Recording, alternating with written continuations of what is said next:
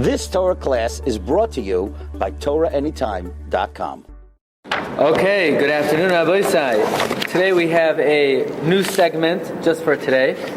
We're going to learn a few Piskei Halacha of Rabbi Moshe Feinstein, Hilchos Shabbos, regarding the Melacha of Memachek. Memachek is the Av Melacha, and the Tolda is Memareach. Now, Memachek means to smooth out. So, for example, let's say you have a stick of a tree, branch of a tree, and it's all lumpy and bumpy.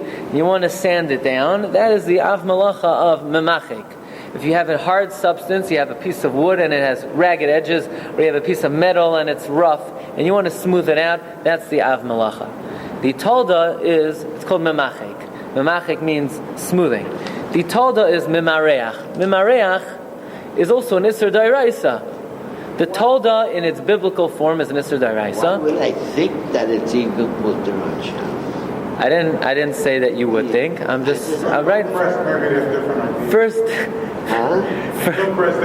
we have the Tolda. The Tolda Memareach, which is also Isser D'Oraisa, is taking smooth, soft, pliable substance and molding it into a shape for a purpose. For example, so I didn't even know this existed. So when they were fixing up the house, so they put around the window molding, and then I'm looking at it. But there are holes all around between the molding and the wall. He says, "Chacham from the Manashtana." You have to caulk it, right? You have to. So what's caulking? It's basically a soft, pliable material where you stick it in to fit a shape. Or let's say you have wax. Remember when I had braces as a kid? You have braces. The braces rub against the skin of the mouth, so you put wax on it. So you're taking a soft, pliable material and you're fitting it onto something. That is the Tolda of Memareach. Or let's say silly putty, or any type of material that's moldable, that is pliable, and you bend it and you mold it. That would be Memareach. It's an Isser D'Oraisa. Then you have other substances which are semi-solids, but they have substance to it. And there, Memareach applies midrabanan. So what would an example of Memareach midrabanan be? Basically, all types of creams that you would rub onto your hand. Now, obviously, if your skin is cracked and chapped and it's raw, and you're putting Vaseline on to treat it, that's another problem. That's a problem of using medication on Shabbos. But let's say your skin is fine, you just want it to be a little bit smoother. So here you're taking the cream. Now, the cream is not a solid. It's a semi-solid, but it has some substance to it. It's dense. The word you need to use here viscosity? is the viscosity. Okay. So when it's very viscous, it's clear that when you smooth it out, it's a problem. But you have some things that the viscosity is so minimal that it's more liquid than it is viscous. Okay, so if it's a dense semi-solid, like creams, where the creams, the viscosity it has substance to it, right? So then you're not really molding it. It's not like wax where you're taking it and molding it to a shape. But in a way, it looks like you're smoothing it out. That's an Isser D'Rabbanan. So all hand creams, all lotions, all, let's say, Vaseline, or Desitin. Even the gel deodorant. Or that might be more of a problem even. Yeah. That might be even worse than, that might be like a solid, like a wax, where you're taking a solid and you're actually smoothing a layer of it onto your skin. So that might even be worse. Okay? It's just heavily viscous. I don't think you can define it as a solid. Okay, it could be like wax. Was wax a solid? Okay, it might be in between. So that would be Isser D'Rabbanan. But something which is completely liquidy, like the halacha is, excuse me, if you have olive oil and you want to rub it on your hands, some people like to rub olive oil on their hands. Why? I don't know. Maybe they don't like anyone to go near them. But now their hands are all greasy. The olive oil is completely fluid. It's completely liquid. It doesn't have it doesn't have substance to it. Olive oil, That would be. water is more viscous than It's water. more, but still. But it's more on the. It's more on the liquidy side. In other words, if you would pour it on the table and lift the table up like that, it would pretty much send down the table. Okay. So now, Rabbi said, with that introduction, let's talk about a few cases here. We're going to talk about 3 Piskei Halacha of Rabbi Moshe Feinstein, and you'll tell me there are others who hold otherwise. I'm telling you now, the Psak of Rabbi Moshe Feinstein. I'll bring in about some of these issues, the Psak Halacha of other authorities, but in general, in America, Rabbi Moshe was Marad Asra to America, unless you have your Paisek that you follow. So first we're going to talk about brushing teeth on Shabbos. Okay? Brushing your teeth. We're going to talk about 3 shilas. Brushing your teeth, liquid soap, lipstick. So now 2 out of the 3 are nogea to you in the room here today. The third one, lipstick, but you could apply the same thing to chapstick. You want to use chapstick. So regarding brushing your teeth on Shabbos, says Rav Moshe, with toothpaste, it's asar. Why is that? But toothpaste is not a solid. It's not like wax. It's not like silly putty. It's not like caulking. Yeah, but it's not a liquid either. In other words, if you were to squeeze toothpaste out on the table and put the table on an angle, it ain't going anywhere. It has substance to it. So basically, you're taking a paste and you're rubbing it and smoothing it out. Rav Moshe holds that's Memachek, smoothing out a semi-solid. Now, it probably would not be Memachek midaraisa, but Rav Moshe feels it's definitely Memachek midrabana. So the shooter. Why? Because you're not really taking a semi-solid and molding it into a shape. You're just taking the way we categorize it is a dense semi-solid, right? It's not okay.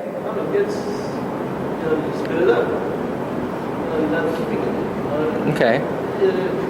You're taking okay. Still, but for the time that you put it on your teeth, you're smoothing it out at that time. So Rav Moshe says that it's Isur Drabanan of Memachek. So with toothpaste, you can't do it. What about without toothpaste? So this is not really the topic of today's shiur, but once we're talking about brushing your teeth, without toothpaste and without water. So you say, so what are you doing? Exactly, you're wasting your time basically. No, but saliva does build up. Okay. Now there are 2 things here. Could I brush my teeth with a dry toothbrush? Well, are you allowed to wash your body on Shabbos? You are allowed to wash one aver with cold water on Shabbos, right? You can wash your hands, you can wash your elbow, you can wash your nose, so you can wash your teeth. So you could take a dry toothbrush and brush your teeth, again, provided that you don't bleed. If you're definitely going to bleed, that's another problem. Why does the toothbrush have to be dry? Oh, we'll get to that. Says Rav Moshe, v'yas habrush toiv shaloi lalachlik b'mayim. Do not wet the brush. Why? Michshash schita b'seyar. Because like this. You can't squeeze water out of hair. The hair does not absorb liquid. Right? Your hair does not become wet. There's no such thing as hair becoming wet. What happens is the water gets trapped between the hair. The hair is not wet. If you took one hair and you dipped it in water, the hair is not wet. It doesn't absorb liquid. If it absorbed liquid, your head would be like a mop. Right? If it absorbed the liquid, then you would wave. Right? But it gets trapped in between, and then when you press, the water comes out. It looks like it's schita. So Moshe says you should not wet the toothbrush. You should not wet the toothbrush. Another thing. So you can use toothpaste, and you can wet the toothbrush. Could you use a dry toothbrush? Yeah, provided that you have a different one for Shabbos than during the week. Why? Because there's something called uvdin d'chal. Since most of the time when you use a toothbrush it's with toothpaste and water, and which is a dvar isser, then when you brush your teeth on Shabbos, it's an uvdin d'chal, and therefore if you get a special instrument, then you could do it. Basically, it's not worth it. But you're going to... Powder in your mouth? Use that toothpaste that Adley used to make a tooth powder. I'm not familiar with that. I don't know. I don't see a problem with it. How do you use it? Put on a toothbrush? Powder on the toothbrush? Yeah, but you see, Like a but little bracelet. it's Okay. like if you take a dry toothbrush, put it into your mouth, after it's going to get wet anyway. It gets wet. Okay. It absorbs water. Now, I hear that. Somebody suggested that maybe it would be mutter. One more thing Rav Moshe says, I'm sorry.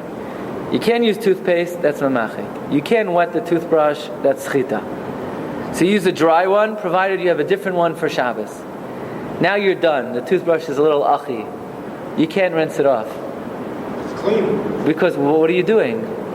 You don't need it cleaned for today. You're not brushing your teeth again today. It's for Sunday. You can't prepare on Shabbos or Sunday. So basically, every possible advantage of brushing your teeth has been eliminated. Well, that's not entirely true, because if you did it in the morning and you brush after every meal, Okay, technically speaking, if, you won't be able to do it after Shabbos. yeah, but I don't think people are. Okay, one more thing. So now someone suggested that Rav Moshe would allow you use mouthwash, and then after you use mouthwash, while your mouth is still wet, you brush your teeth. So now, there's some tayelas to brush your teeth because your mouth is liquidy from the mouthwash. So it's conjectured that maybe Rav Moshe would matter that. So I spoke to Poisik about this. He said Rav Shmuel first in Chicago is adamant that Rav Moshe would not allow such a thing, because if Rav Moshe felt that was mutter, he would mention that this is a good eitzah. Rinse out your mouth with water, with mouthwash, and then brush the thing. Others feel that would be mutter, because if your mouth is wet, the toothbrush is not going to absorb the moisture that's in your mouth. If you put it under the sink, then the toothbrush absorbs and traps the liquid. But it's probably not going to, or at least it's not a psik ratio that's going to absorb the liquid. But it's unclear what Rav Moshe would say. But one thing we do know, Rav Moshe says you should not use toothpaste. You should not wet the toothbrush, and you shouldn't rinse it off after, and you should have another one for Shabbos. They do make a kosher toothbrush. You know, the inventors of the kosher lamp, you know the kosher lamp where you turn the thing, they make a kosher toothbrush where basically the bristles are not hair, they're rubber, and they're very sparsely separated, so nothing gets trapped in between the bristles. And so what about the toothpaste? They sell... Big separation. No? Right, there's a big separation. Big separation. Right, they're sparsely separated. Right. And they sell basically it's mouthwash. It's glorified mouthwash, where you pour the mouthwash on this brush. It's basically it's like a hairbrush, and you're brushing. What about Marasai? It says on it kosher brush in big letters. Okay, but again, that's the Shita Rav Moshe. Now let's talk about soap. Soap. I think everybody knows that we don't use bar soap on Shabbos. Okay, that's very familiar to people. And really, it's very surprising why we don't. What are you? Same thing about smoothing out. What are you doing wrong? Well, You take something and you're making it nothing. the Mishnah Brura on Siman Shin Chavav Sivkat Lamed quotes the Tferes Yisrael that you cannot use soap on Shabbos. Why? It's memachek, like shava, like wax. But the thing is, you have to know is the soap in 200 years ago is very different than our bar soap. The soap 200 years ago was like a piece of wax, and you hold it, now you're gripping it like a Nerf football. It was very pliable and moldable. And when you put on your body, it's now bending to the shape of your body. So it was really like silly putty and wax. Nowadays, it's not like that at all. It's a hard bar, and it's smooth bar. It's smooth before you use it, smooth after you use it. So what exactly are... to use it than before you. Well, maybe... If you feel the texture of the bar, you take it out of the box, you feel the texture. Right, it's after you use it before. that's because it got wet. So is it really smoothing it out? Is it really... So some want to say, well, when it sits on that little ledge in the shower and water collects on the bottom, so then the bottom of it becomes really soft. So that's like the old-fashioned soap. Yeah, but most people don't like to use that soap, part of the soap. Most people rinse it off before they use it.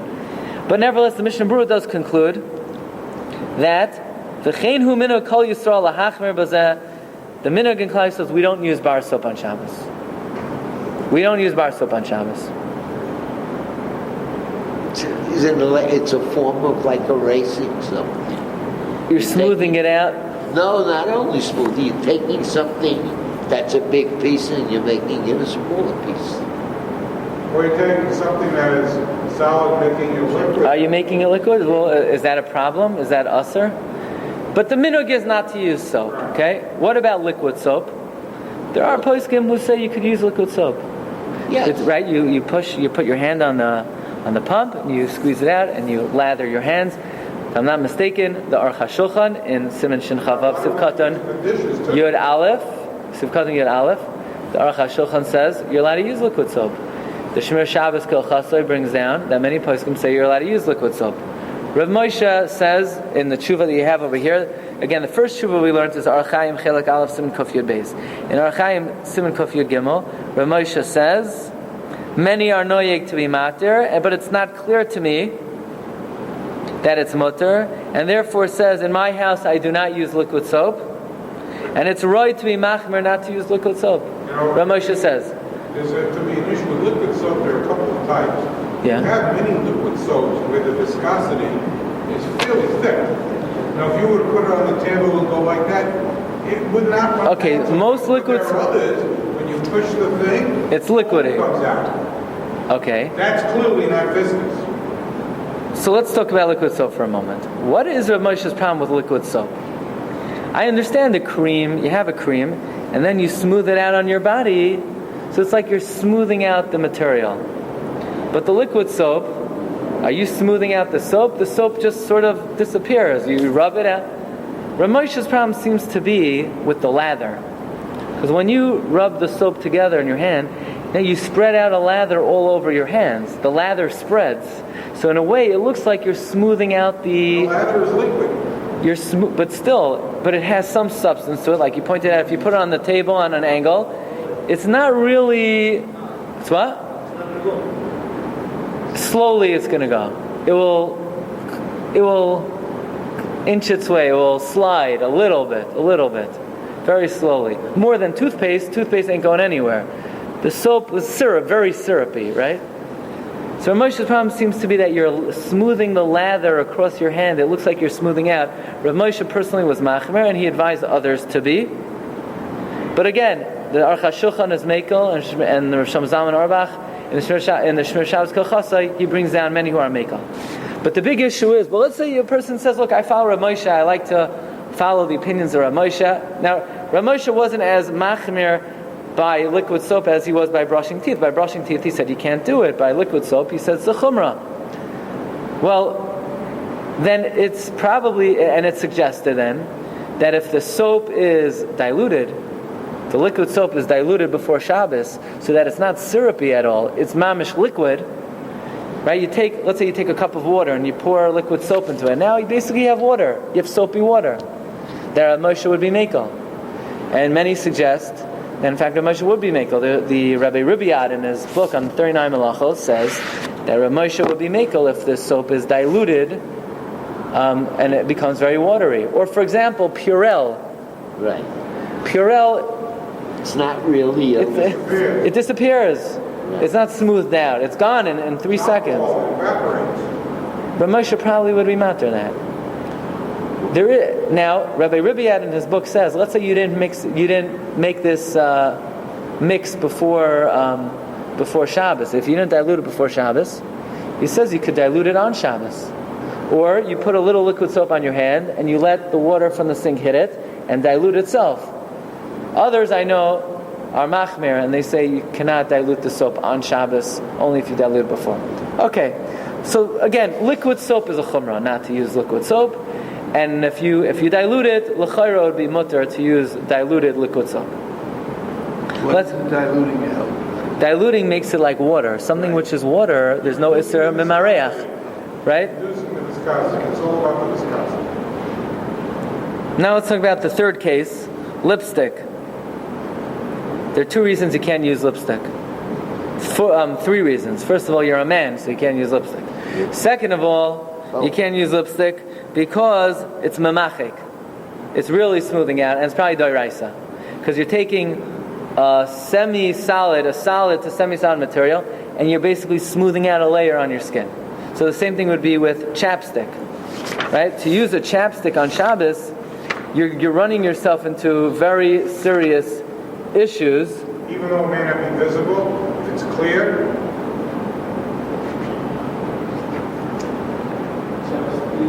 Yeah, so you don't see anything. I don't know if you don't. It's still. You smell it. You might see. Oh, yeah, but that's not the issue. The issue Especially the cherry flavored. You see a little reddish. You see. I don't know. You see the lips are glossy. You see something, no? But it's a chapstick or stick deodorant. Stick deodorant on Shabbos would probably be the daraisa. Right. Daraisa. You need to use liquid or spray. But Rabbi say you need to use something. Okay, but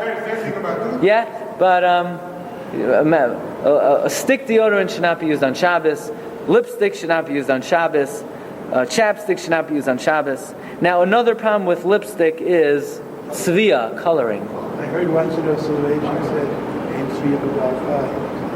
What? Ain't tzvia b'gal chai. I don't know. Halachically, Moshe says that it's a problem with tzvia, coloring. Now, it wouldn't be daraisa because it's not really miskayim. It washes off or it fades. But it would be at least midrabanan a problem of tzvia. And therefore, basically, all makeups are aser midrabanan to use on Shabbos because it's tzvia, it's coloring. Now, Rav Moshe has a kula about the white powder that they put on the face. That it's not. First of all, it's not really coloring, and it's eino miskayim klal. It's not. It doesn't. There's no adhesive quality to it at all. It doesn't stick at all. What do you mean white? The powder that they put on their face. Makeup powder. Powder. Makeup powder. White powder. Sometimes they put a white powder on their face. That would be permitted, or that would be permitted. However, others suggest that nowadays they're very much oil-based, and they do adhere to the skin, so it might not be so simple. But basically, to get the principles of Memachek and Memareach, they're basically three levels. If you have a really solid, semi-solid substance that you're smoothing out, that's an Isser D'Oraisa, like the chapstick, like the lipstick. If it has, if it's a cream, which is not a liquid but has some substance to it, that's Memareach Midrabanan. Something that's completely liquidy, like the oil, like the olive oil, that would be mutter on Shabbos. Rabbi, have a wonderful day. You've just experienced another Torah class brought to you by TorahAnytime.com.